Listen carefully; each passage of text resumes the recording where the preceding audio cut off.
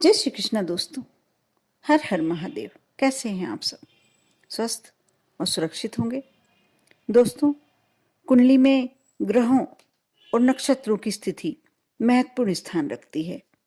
ज्योतिष के अनुसार अगर किसी व्यक्ति की कुंडली में ग्रहों की स्थिति अच्छी है तो उसे कम मेहनत में ही सारी चीजें मिल जाती है, लेकिन ग्रहों की अशुभ स्थिति व्यक्ति को मेहनत के बाद भी कुछ हासिल नहीं करने देती। ऐसे में व्यक्ति को कई तरह की समस्याओं का सामना करना पड़ता है। पैसा, रुपयों को लेकर भी अन्य कई तरह की परेशानियां उसके रास्ते में खड़ी दिखाई देती हैं। ऐसे में इन सभी समस्याओं से छुटकारा पाने के लिए हम क्या करें? कुछ ना कुछ तो करना ही होगा। आज मैं अपने वीडियो के माध्यम से आपको यही बताने वाली हूँ कि ऐसा क्या करें आप कि आपकी ज़िंदगी में जो पैसे रुपए से संबंधित परेशानी चल रही है वह दूर हो जाए।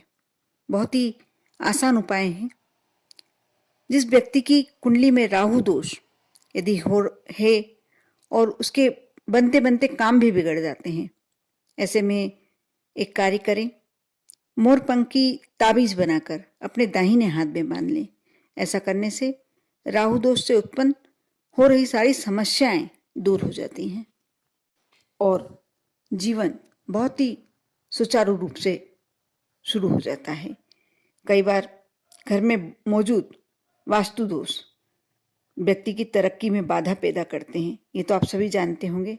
ऐसे में व्यक्ति को घर के मुख्य द्वार पर गणेश जी की प्रतिमा के साथ 2 मोरपंख लगा देना चाहिए। ऐसा करने से घर के वास्तु दोष दूर हो जाते हैं। साथ ही ज्योतिष के अनुसार शत्रुओं से छुटकारा, यदि आपके बहुत सारे शत्रु हैं, बहुत परेशान हैं आप शत्रुओं से, कहीं भी ऐसा लगता है कि आपको आघात दे सकते हैं, तो शत्रुओं से छुटकारा पाने के लिए हनुमान जी के सिंदूर से मोरपंख पर दुश्मन का नाम लिखें और किसी मंदिर या पूजन स्थान पर रख दें और अगले दिन इसे किसी नदी में प्रवाहित कर दें। ऐसा करने से बड़े से बड़ा कितना भी शक्तिशाली दुश्मन हो, वह आपके सामने घुटने टेक देगा। यदि आप बहुत समय से किसी कार्य को करना चाह रहे हैं, उस कार्य में रुकावटें आ रही हैं, तो व्यक्ति को अपने हाथ में मोरपंख लेकर 11 बार हनुमान जी का कोई सिद्ध मंत्र का जाप करना चाहिए। इस दौरान हर मोरपंख पर फूंक मारे। फिर जब किसी जरूरी काम से बाहर जाएं, तो इसे छूने से व्यक्ति के सभी कार्य पूरे हो जाते हैं। यानी आप जब भी कार्य के लिए, महत्वपूर्ण कार्य के लिए बाहर निकलें, इस मोरपंख को छू के निकलें, अपने मन की कामना करके निकलें। आपके जो भी कार्य बहुत समय से रुके हुए हैं पूरे हो सकते हैं। और ये तो आप सभी जानते होंगे, बचपन में हमारे साथ हमारे पेरेंट्स यही करते थे।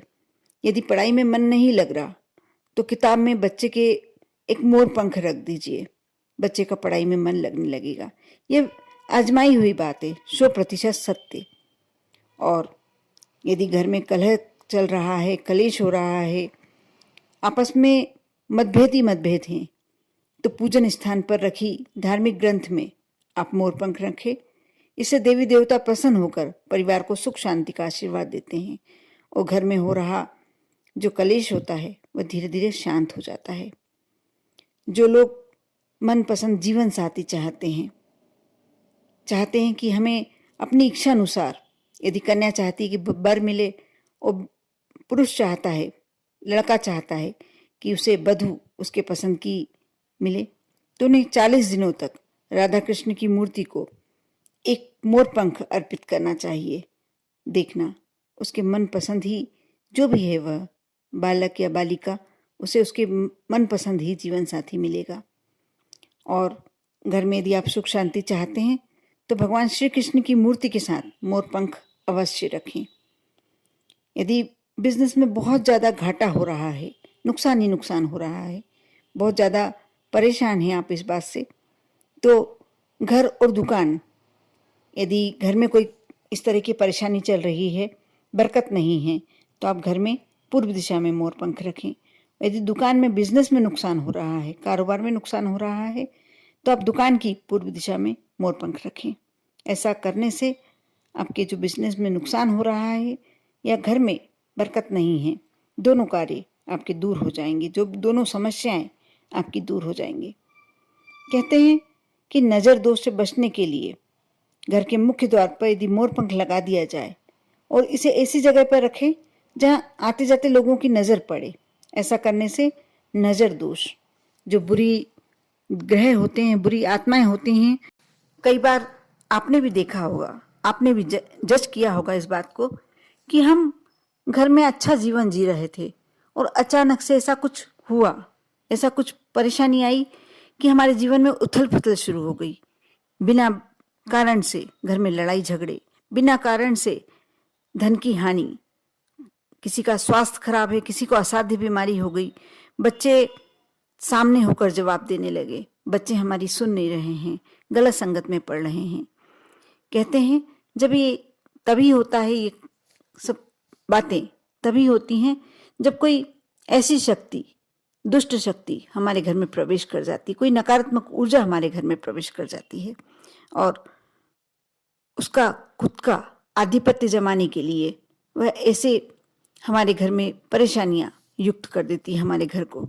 यदि ऐसा है, आपके साथ भी ऐसा हो रहा है, थोड़ी बहुत समस्याएं तो सभी के साथ होती है, थोड़ी बहुत समस्याएं चलती रहती हैं जीवन में, लेकिन कोई ऐसी समस्या जिससे आपको अपना जीवन ही अच्छा नहीं लगने लगा हो, आपको ऐसा लगने लगा हो कि जीवन में कुछ है ही नहीं, अब जीवन से हमें अपना खालीपन लगने लगा है, यदि ऐसा है तो आप ये कार्य कर सकते हैं।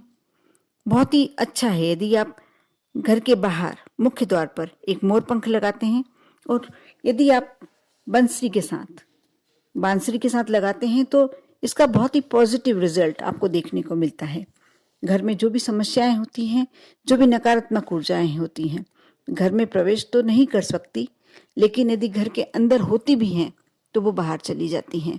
लक्ष्मी का आगमन बढ़ जाता है और घर में सुख शांति, सभी लोगों में आपस में जो दुर्भावना होती है, जो मतभेद होता है, वो समाप्त होने लगता है। आप ये मोरपंख के छोटे छोटे से उपाय जरूर करके देखें। बहुत ही कीमती चीज नहीं है, बहुत ही साधारण सी वस्तु, लेकिन बहुत ही शक्तिशाली, क्योंकि कहते हैं भगवान श्री कृष्ण को मोर के पंख बहुत ही प्रिय थे जो उनके मस्तक पर विराजते थे। आप सोचिए, जो श्री कृष्ण अपने मस्तक पर जिस चीज को धारण करते थे वह कितनी पवित्र होगी, और हम जब अपने घर में रखते हैं तो कहते हैं स्वयं श्री कृष्ण का वास हमारे घर में होने लगता है। आप यदि श्रद्धा में विश्वास रखते हैं, श्रद्धा रखते हैं, विश्वास रखते हैं, तो आप ये मानकर चलिए कि हमने मोरपंख को अपने घर में नहीं लाए हैं, मोरपंख को अपने घर में नहीं रखा है, हमने साक्षात श्री कृष्ण को हमारे घर में लेके आए हैं।